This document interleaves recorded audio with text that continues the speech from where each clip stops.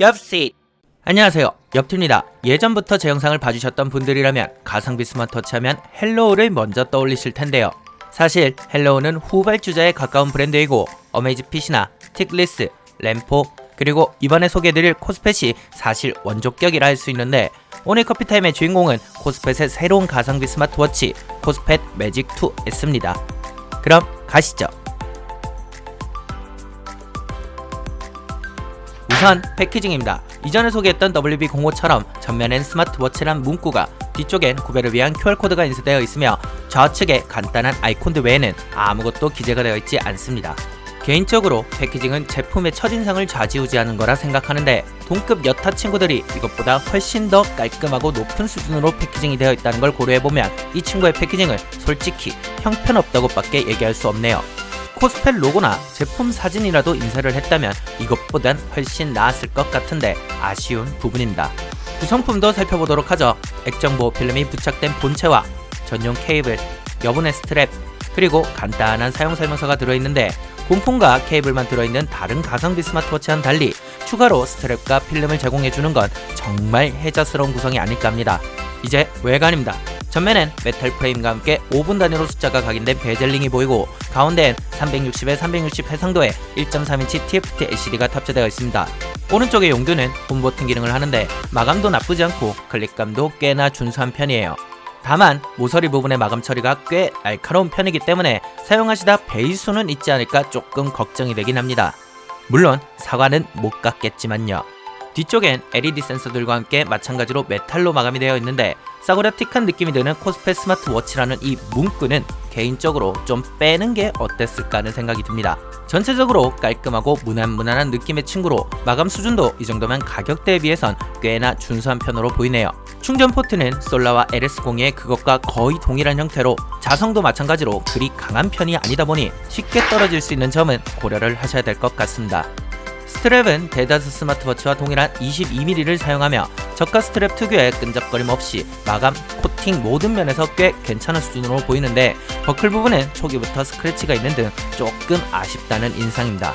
착용감은 메탈 특유의 묵직한 느낌은 약간 있으나 무겁다거나 불편하다는 느낌 없이 평이한 편인데, 손목을 젖혔을 때 버튼이 쉽게 눌릴 수 있다는 점은 좀 고려를 하셔야 될 것 같아요. 스펙도 한번 살펴보도록 하죠. 무게는 실측정 61g으로 재질에 비해서는 꽤 가벼운 편이고, 액정은 360에 360 1.3인치의 TFT LCD를 탑재하고 있고 2.5D 글라스 코팅이 되어 있다고 해요.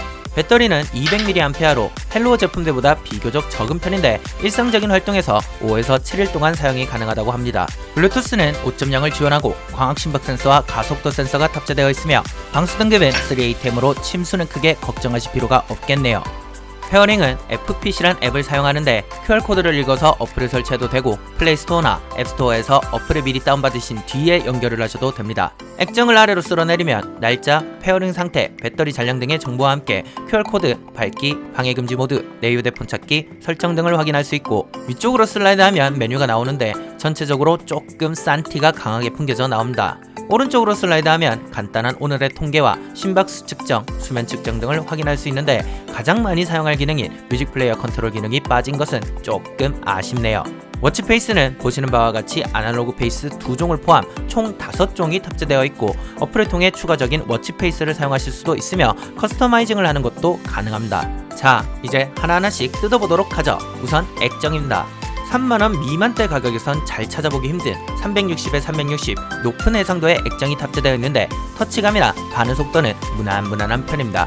아몰레드 액정에 비할 것은 못되지만 밝기 자체는 크게 모자람이 든다는 느낌은 없었고, 다만 워치페이스의 해상도가 낮아서 그런지 계단 현상이나 픽셀이 보이는 현상이 꽤나 많이 발생하는데, 특히 아날로그 워치페이스에서 유독 도드라지는 경향이 좀 있네요. 이럴 거면 굳이 높은 해상도의 액정을 왜 탑재한 건가 하는 생각이 들긴 합니다. 운동 모드는 에어로빅, 배드민턴 등 무려 40까지나 지원한다고 하는데 지극히 단순한 UI도 썩 달갑진 않지만 탑재되어 있는 운동 모드가 진짜 해당 운동의 모션이나 특성을 반영한 게 맞을까 하는 의심이 강하게 드는 편입니다. 수면 측정은 보시는 바와 같이 단순히 총 수면 시간만을 나타내고 심박수 측정도 어플 내에선 자세하게 살펴보실 수 있지만 워치 자체에선 현 심박수밖에 표현이 되질 않습니다. 뮤직 플레이어 컨트롤러는 UI는 좀 조잡하긴 하지만 볼륨까지 컨트롤이 가능하고 스톱워치도 랩타임 기록이 가능하며 타이머는 정해진 시간 내에서 사용이 가능한 것으로 보이네요.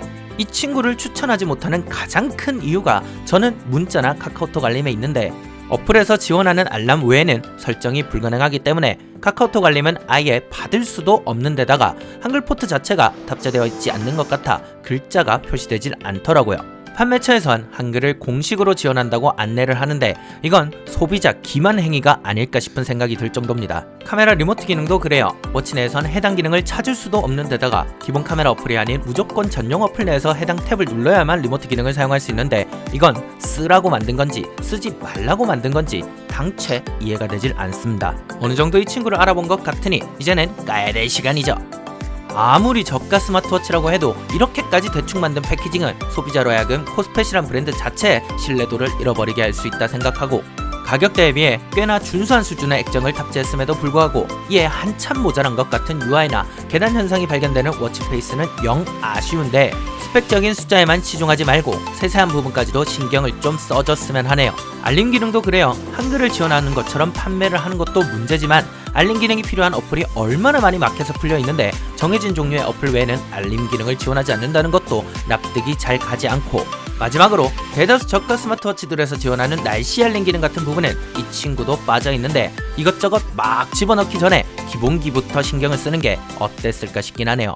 제가 준비한 영상은 여기까지이며 처음 이 친구가 발매됐을 땐 헬로우 제품들과 비슷한 가격대에서 훨씬 더 좋은 스펙을 가지고 다양한 기능을 지원하는구나 라고 생각을 했었는데 막상 까보니 실망스러운 부분이 꽤나 많았습니다.